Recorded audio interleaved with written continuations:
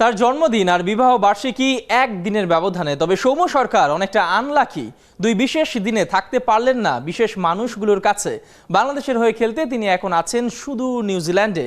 ২৬ ফেব্রুয়ারি প্রথম ম্যারেজ ডেতে প্রিয়তমার স্ত্রীর কাছে না থাকতে পারার কষ্ট আছে, তবে আবেগকে ডিফেন্স করার চেষ্টা তার শক্ত হাতে। ঢাকা ছাড়ার আগে সৌম্য কথা বলেছেন রিয়াসাদ আজিমের সাথে।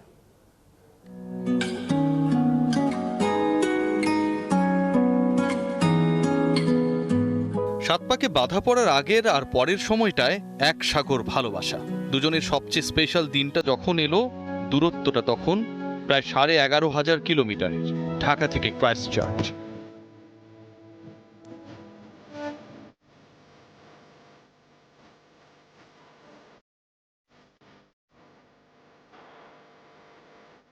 বিয়ে করেছেন নতুন, আপনাদের ভালোবাসাটা অনেক গভীর, আমরা খেয়াল করি, নানাভাবে বোঝা যায়। তাসমান পারে এবং ঢাকায় থেকে আসলে দুজন দুদিকে। কেমন লাগবে আসলে, মানে পুরো ব্যাপারটা কিভাবে দেখছেন আপনি এবং সে?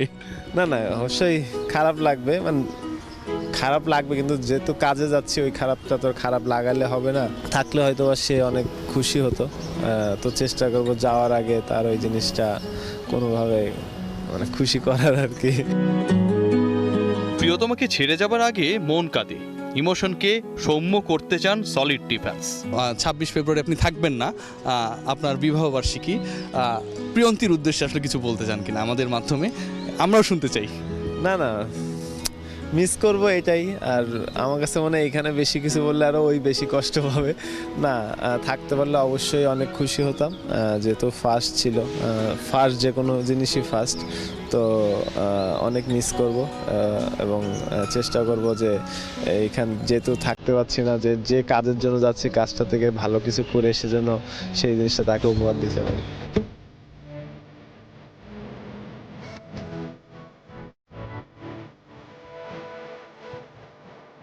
কথা কম বলা ছেলেটা ২৬ ফেব্রুয়ারির দিনটা কেটেছে অদ্ভুত এক আবেগে, নিঃসন্দেহে। নিশ্চিত থাকুন প্রিয়ন্তীরও তাই।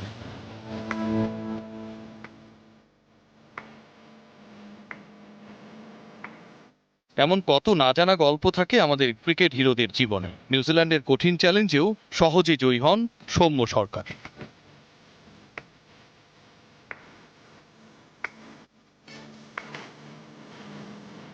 রিয়াসাদ আজিম, ৭১।